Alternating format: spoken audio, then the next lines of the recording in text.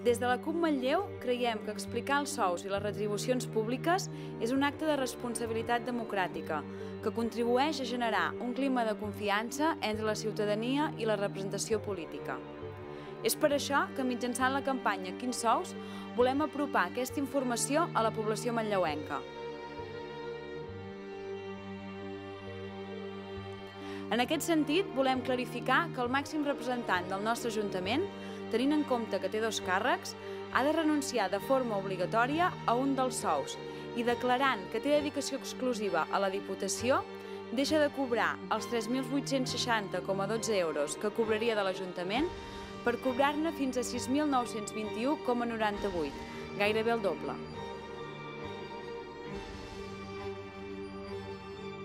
També volem destacar que al desembre del 2013, a través d'un acord de ple, l'Ajuntament va pujar el sou dels 2 regidors amb dedicació exclusiva de forma substancial, de manera que la regidora de Benestar Social i Seguretat Ciutadana i el regidor d'Urbanisme i Habitatge han vist incrementat el seu sou brut un 36,4% i un 21,9% respectivament. També ens ha sobtat la percepció atribuïda al regidor de Promoció Econòmica. Sense tenir dedicació exclusiva aprovada, cobra 20.427 euros a l'any. Això suposa 1.702,25 euros mensuals, una quantitat molt més alta que la resta de membres del consistori.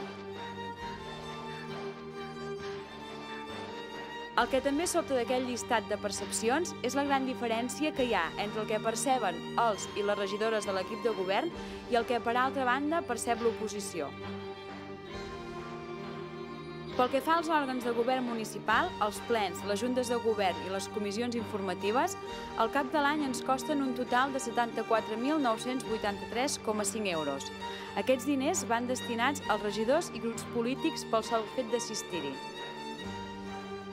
Des de la CUP Manlleu entenem que la participació en la política ha de ser la conseqüència de la voluntat i el compromís ferm i sincer de voler millorar la realitat social del nostre municipi.